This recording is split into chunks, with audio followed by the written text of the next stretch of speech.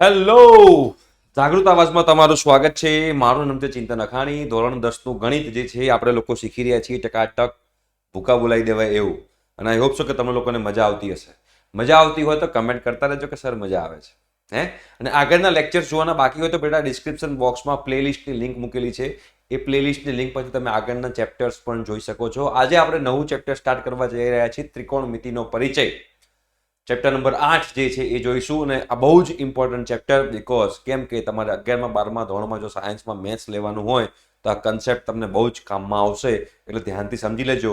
અને જો તમારે 11મા 12મા ધોરણનું ગણિત મારી સાથે શીખવું હોય તો કમેન્ટ બોક્સમાં કમેન્ટ કરજો. ઓકે બેટા, ચાલો તો સ્ટાર્ટ કરી છે ત્રિકોણમિતિનો પરિચય. ત્રિકોણમિતિનો પરિચય આમ સિમ્પલ દેશી ભાષામાં સમજાવવા જાઉં ને બેટા, તો ત્રિકોણમિતિમાં ધારો કે કોઈ એક વ્યક્તિ અહીંયા આગળ ઊભો છે, બરોબર, અને અહીંયા એક મોટી બિલ્ડિંગ છે બેટા, એવું સમજી લઈએ કે આ એક મોટી બિલ્ડિંગ છે.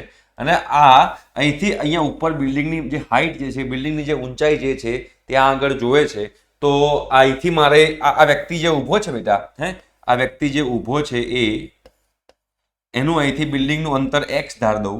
ધારો કે આ જ્યારે જોવે છે અહીંયા આગળ, તો આની જે દ્રષ્ટિ જે છે, દ્રષ્ટિ આમ જોવે છે અને આ સુરેખ દિશા છે, એની સાથે બનાવેલો ખૂણો થીટા હોય અને બિલ્ડિંગની ઊંચાઈને હું y કહી દઉં તો એક કાટકોણ ત્રિકોણ જેવું બને છે. અને આ બિલ્ડિંગની ઊંચાઈને આ વ્યક્તિનું બિલ્ડિંગથી અંતર અને કેટલા ખૂણે જોવે છે, આ બધી વસ્તુઓ જે છે, આ બધી વસ્તુઓ ત્રિકોણમિતિની મદદથી શોધી શકું છું. અને બહુ જ ઉપયોગમાં આવે એવું ચેપ્ટર છે. તમારે આગળ એન્જિનિયરિંગમાં જવાનું હોય તો એન્જિનિયરિંગની અંદર પણ બેટા આ ચેપ્ટર એટલું જ ઇમ્પોર્ટન્ટ છે. એટલે તમે લોકો ધ્યાનથી કન્સેપ્ટ સાથે ભણી લેજો, જેના કારણે તમે લોકોને કોઈ દિવસ વાંધો આવશે નહીં. બરોબર. હવે આ ત્રિકોણમિતિની અંદર છે ને ટોટલ તમે જોવા જશો ને બેટા, તો 6 ગુણોત્તરો છે. 6 ગુણોત્તર છે. કયા કયા 6 ગુણોત્તર છે યાદ રાખજો.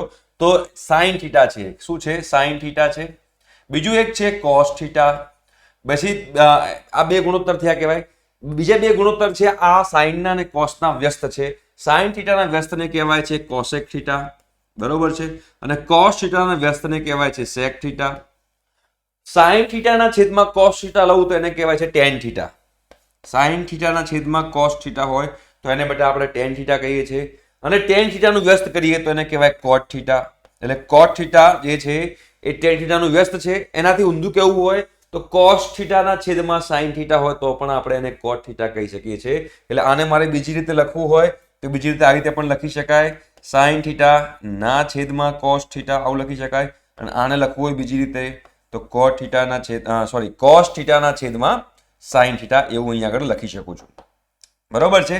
આ બધી વસ્તુ નાની નાની છે પણ તમને લોકોને બેટા યાદ રહેવી જરૂરી છે, જેના કારણે તમને લોકોના ચેપ્ટર જે છે, પ્રકરણ જે છે એ તમને લોકોને યાદ આવે. બરાબર. હવે આની અંદર એક થીટા જે છે શું છે? ખૂણો છે. તો એ ખૂણા માટે ધારો કે અહીંયા હું કાટકોણ ત્રિકોણ બેટા દોરું છું અને કાટકોણ ત્રિકોણમાં અહીંયા હું થીટા દોરી કાઢું છું. અહીંયા થીટા લઈ લઉં છું. આ બાજુને બેટા હું એ બાજુ કહી દઉં છું. આ જે બાજુ જે છે એને બેટા હું બી બાજુ કહી દઉં છું. અને આ જે બાજુ જે છે એને બેટા હું સી બાજુ કહી દઉં છું. બરાબર. એ બી સી 3 બાજુ છે. તો સાઇન થીટા એટલે શું? સાઇન થીટા મતલબ કે થીટાની સામેની બાજુ, ધારો કે આ થીટા છે, આ ખૂણો જે છે ને થીટા છે, તો થીટાની સામેની બાજુ, થીટાની સામે જે તમે થીટા હોય ના છેદમાં કર્ણ, થીટાની સામેની બાજુ, બરાબર. તો આ જોવા જઈએ તો અહીંયા મેં આ થીટા કીધો છે, તો થીટાની સામેની બાજુ કઈ કહેવાય? બી કહેવાય. અને કર્ણ છે સી, તો આને બેટા હું આવું લખી શકું, બી ના છેદમાં સી આવું લખી શકું. જો થીટા અહીંયા હોત, જો થીટા અહીંયા હોત, બરોબર, થીટા અહીંયા હોત, ધ્યાનથી સમજજો, તમારે થીટા અહીંયા હોત તો સાઇન થીટા શું થાત? જો થીટા અહીંયા જગ્યાએ અહીંયા મેં મૂક્યો હોત, અહીંયા મેં ખૂણો લીધો હોત, તો આ થીટાની સામેની બાજુ એ થાય અને કર્ણ તો સી છે, તો પછી એ બાય સી થાય. એટલે જે ખૂણો હોય એ ખૂણાની સામેની બાજુ લેવાની. અહીંયા થીટાની સામેની બાજુ એટલે કે સાઇન થીટા છે, તો સાઇન થીટા બરાબર થીટાની સામેની બાજુ ભાગ્યા કર્ણ. ધારો કે સાઇન એ હોય તો એ ની સામેની બાજુ ભાગ્યા કર્ણ.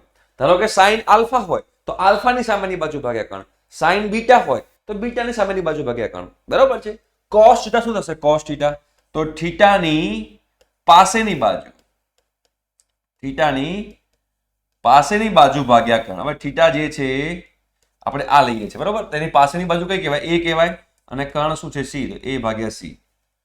બરાબર. હવે કોસેક થીટા જે છે બેટા, કોસેક થીટા એ સાઇન થીટાનું ઊંધું છે. તો સાઇન થીટા શું હતું? થીટાની સામેની બાજુ ભાગ્યા કર્ણ. તો કોસેક થીટા શું થાય? કર્ણ ભાગ્યા થીટાની સામેની બાજુ. કર્ણ ભાગ્યા થીટાની સામેની બાજુ. બરોબર. સેક થીટા શું થશે? સેક થીટા જે છે બેટા એ કોસ થીટાનું વ્યસ્ત છે. તો કોસ થીટા શું હતું? થીટાની પાસેની બાજુ ભાગ્યા કર્ણ. તો જે સેક થીટા છે શું થશે? કર્ણ ભાગ્યા થીટાની પાસેની બાજુ. કર્ણ ભાગ્યા થીટાની પાસેની બાજુ. બરોબર. કર્ણ ભાગ્યા થીટાની પાસેની બાજુ. ઠીક છે બેટા. આગળ વધીએ. હવે તમે જુઓ tan થીટા. tan થીટા એટલે કે sin થીટાના છેદમાં cos થીટા છે. તો sin થીટા શું હતું? જુઓ થીટાની સામેની બાજુ, થીટાની સામેની બાજુ, બરાબર છે, ભાગ્યા કર્ણ, આ sin થીટા છે, ભાગ્યા cos થીટા. તો cos થીટા શું થાય? થીટાની પાસેની બાજુ, થીટાની પાસેની બાજુ થાય બેટા, ના છેદમાં કર્ણ થાય. હવે કર્ણ કર્ણ ઉડી જાય તો શું બચ્યું? થીટાની સામેની બાજુ ભાગ્યા પાસેની બાજુ, થીટાની સામેની બાજુ ભાગ્યા થીટાની પાસેની બાજુ, થીટાની સામેની બાજુ ભાગ્યા થીટાની પાસેની બાજુ લખાય. તો અહીંયા આગળ જે tan થીટા જે છે લખાશે થીટાની સામેની બાજુ ભાગ્યા થીટાની પાસેની બાજુ. આવું પણ લખી શકાય. પહેલા અહીંયા આગળ બંનેને મૂકી તો મૂકી દઈએ. કોસેક થીટા શું થશે? સાઇન નું ઊંધું. તો સાઇન બી ભાગ્યા સી હતું, તો કોસેક થીટા થશે સી ભાગ્યા બી. બરાબર. સાઇન નું ઊંધું. સેક થીટા શું છે? કોસ નું ઊંધું. કોસ શું હતું? એ ભાગ્યા સી. તો અહીંયા થઈ જાય સી ભાગ્યા એ. બરાબર. હવે અહીંયા tan થીટા છે તો થીટાની સામેની બાજુ બી અને પાસેની બાજુ એ, તો બી ભાગ્યા એ લખી શકીએ. તો થીટા tan થીટા બરાબર બી ભાગ્યા એ થશે. cot થીટા જે છે એ tan થીટાનું ઊંધું છે બેટા. cot થીટા જે છે એ tan થીટાનું ઊંધું છે. તો શું લખાશે? આનું ઊંધું એટલે કે થીટાની પાસેની બાજુ ઉપર આવશે, થીટાની પાસેની બાજુ ઉપર આવે અને થીટાની સામેની બાજુ નીચે થઈ જાય. સામેની બાજુ જે છે એ નીચે થઈ જાય. તો શું થશે? બી બાય એ ની જગ્યાએ એ ભાગ્યા બી. બરાબર. તો આ 6 જે છે, આ 6 તમને લોકોને જે ત્રિકોણમિતિના ગુણોત્તરો છે, આ 6 ત્રિકોણમિતિના ગુણોત્તરો તમને લોકોને ખબર હોવા જરૂરી છે. અને આ જે 6 ગુણોત્તરો છે બેટા, એ 6 ગુણોત્તરના આધારે આપણી પાસે 3 સમીકરણો છે, 3 નિત્ય સમો છે. એ 3 નિત્ય સમો પણ આપણને ખબર હોવા જરૂરી છે. એ 3 નિત્ય સમો કયા કયા છે એ પણ તમને અહીંયા હું સમજવાનો પ્રયત્ન કરું. તો એના માટે બેટા અગેન હું એક કાટકોણ ત્રિકોણ લઉં છું અને કાટકોણ ત્રિકોણની અંદર અહીંયા હું થીટા લઈ લઉં છું, અહીંયા આગળ હું એ લઈ લઉં છું, અહીંયા આગળ હું બી લઈ લઉં છું, અહીંયા આગળ હું સી લઉં છું. બરોબર. તો હવે બેટા અહીંયા તમે જુઓ તો sin થીટા બરાબર શું થાય? તો sin થીટા બરાબર શું હતું? થીટાની સામેની બાજુ ભાગ્યા કર્ણ. તો થીટાની સામેની બાજુ બી છે અને કર્ણ સી છે, તો બી ના છેદમાં સી લખાય. cos થીટા બેટા શું લખાય? cos થીટા એટલે થીટાની પાસેની બાજુ ભાગ્યા કર્ણ. થીટાની પાસેની બાજુ એ છે અને કર્ણ સી છે, તો એ ના છેદમાં સી. આ થઈ ગયું sin થીટા અને cos થીટા. જે આપણે આગળના જે બેટા 6 ગુણોત્તરો હતા એ 6 ગુણોત્તરોની મદદથી મેં અહીંયા આગળ sin થીટા અને cos થીટા મૂક્યું. હવે તમને એક સરસ મજાના અંકલ જે છે, એ અંકલનું નામ તો તમને ખબર જ હોય. એ અંકલ છે પાયથાગોરસના અંકલ. તે પાયથાગોરસના અંકલને આપણે અહીંયા આગળ વાપરીએ તો શું લખાય? પાયથાગોરસના નિયમ મુજબ a² + b² બરાબર c² થાય. a² + b² બરાબર c² થાય. હવે બધાને હું બેટા c² વડે ભાગી દઉં, c ના વર્ગ વડે ભાગી દઉં તો શું થાય? બધાને જો હું c ના વર્ગ વડે ભાગું તો a² ના છેદમાં c નો વર્ગ વત્તા b² ના છેદમાં c નો વર્ગ બરાબર c ના વર્ગના છેદમાં c નો વર્ગ. તો અહીંયા શું લખાય? a નો વર્ગ ભાગ્યા c નો વર્ગ છે, તો એને a ભાગ્યા c નો વર્ગ લખાય. અહીંયા લખી શકાય બેટા a ભાગ્યા c નો વર્ગ વત્તા અહીંયા શું લખાય? b ભાગ્યા c નો વર્ગ, અને c નો વર્ગ ભાગ્યા c નો વર્ગ 1 થઈ જાય. હવે બેટા a ભાગ્યા c શું હતું? જુઓ cos થીટા. તો અહીંયા હું લખાય બેટા cos થીટાનો વર્ગ, cos થીટાનો વર્ગ વત્તા b ભાગ્યા શું છે બેટા? sin theta. તો હું શું લખી શકું બેટા અહીંયા આગળ? sin થીટાનો વર્ગ બરાબર 1. હવે અહીંયા આગળ ઘણા બધા લોકો જે છે એ કન્ફ્યુઝ થતા હોય છે, ઘણા બધા લોકોને તકલીફ પડતી હોય છે. તકલીફ તમને ના પડે એના માટે હું તમને કહી દઉં કે cos થીટાનો વર્ગ જે છે એને આવી રીતે પણ લખી શકાય cos² થીટા. sin થીટાનો વર્ગ જે છે એને આપણે આવી રીતે પણ લખી શકીએ sin² થીટા. મતલબ બંનેનો સેમ જ છે. આ cos² થીટાનો મતલબ થાય cos થીટા ગુણ્યા cos થીટા. સાઇન સ્ક્વેર થીટાનો મતલબ થાય સાઇન થીટા ગુણ્યા સાઇન થીટા. તો કોસ થીટાનો વર્ગ છે તો એને પણ એવું લખાય કોસ થીટા ગુણ્યા કોસ થીટા, અને સાઇન થીટાનો વર્ગ છે તો એને પણ એવું લખાય કોસ સાઇન થીટા ગુણ્યા સાઇન થીટા. તો તમે જો અહીંયા આગળ થોડું સાદું રૂપ આપું તો મને અહીંથી એક નિત્યસમ મળે છે. આની જગ્યાએ હું કોસ થીટાનો વર્ગ જે છે ને હું કોસ સ્ક્વેર થીટા લખી શકું. અહીંયા સાઇન થીટાનો વર્ગ જે છે ને હું સાઇન સ્ક્વેર થીટા લખી શકું બરાબર 1.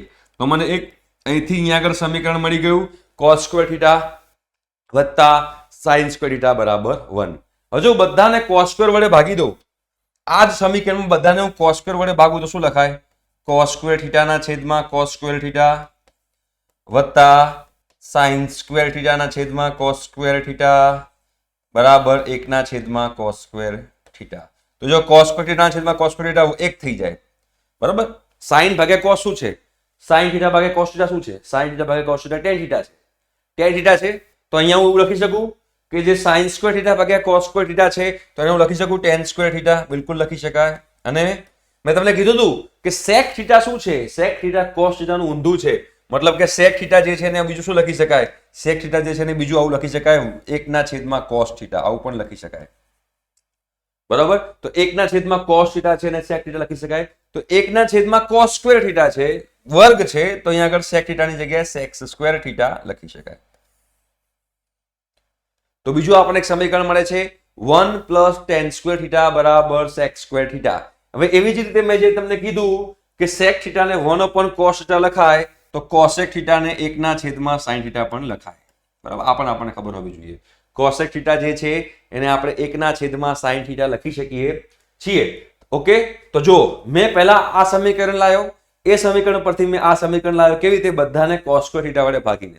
હવે આ જ સમીકરણમાં જો બધાને sin સ્ક્વેર વડે ભાગું તો શું થાય? જો બધાને sin સ્ક્વેર વડે ભાગું તો cos સ્ક્વેર થીટા ના છેદમાં sin સ્ક્વેર થીટા વત્તા sin સ્ક્વેર થીટા ના છેદમાં sin સ્ક્વેર થીટા બરાબર 1 ના છેદમાં sin સ્ક્વેર થીટા. તો cos ભાગ્યા sin શું છે? cos ભાગ્યા sin જો cos ભાગ્યા sin છે cot. તો શું લખાય છે? cos square theta upon sin square theta હોય તો એને બેટા આપણે લખી શકીએ છીએ cot સ્ક્વેર થીટા વત્તા 1 થઈ જાય. 1 ના છેદમાં sin ને શું કહેવાય? 1 ના છેદમાં sin ને cosec કહેવાય. તો 1 ના છેદમાં sin નો વર્ગ છે તો 1 ના છેદમાં sin નો વર્ગ હોય તો એને લખાય cosec સ્ક્વેર થીટા બરોબર છે. તો આ પણ એક સમીકરણ છે. તો જે આપણે બેટા ત્રિકોણમિતિ જે છે એ ત્રિકોણમિતિની અંદર આપણને ખબર હોવી જોઈએ કે sin થીટા બરાબર શું થશે? શોર્ટ ફોર્મમાં લખી દઉં લખાય sin થીટા બરાબર સાબા ભાગ્યા કર્ણ. સાબા એટલે સામેની બાજુ બરોબર.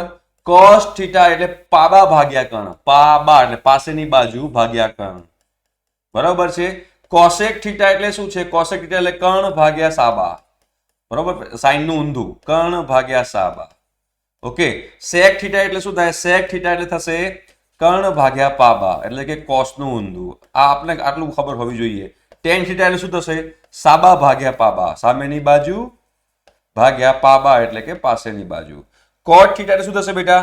cot થીટા એટલે કે tan નું ઊંધું એટલે કે પાબાના છેદમાં સાબા બરાબર. પાબાના છેદમાં સાબા. આ એટલે 6 ગુણોત્તર જે છે બેટા એ ગુણોત્તર આપણને ખબર હોવી જોઈએ.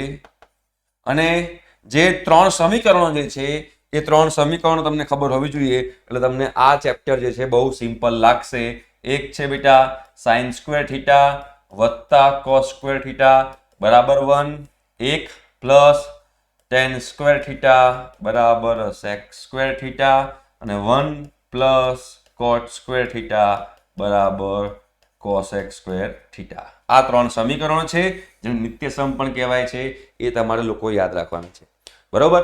તો આજના લેક્ચરમાં આટલું રાખીએ છીએ અને પછી નેક્સ્ટ લેક્ચરથી આપણે સ્વાધ્યાય 8.1 ની શરૂઆત કરીશું. ઓકે. પણ આટલું તમને લોકોને આવડવું જોઈએ જેના બેઝ પર આપણે નેક્સ્ટ સ્વાધ્યાય નેક્સ્ટ લેક્ચરમાં સ્વાધ્યાય 8.1 ચાલુ કરીશું. ઠીક છે. Thank you so much. By.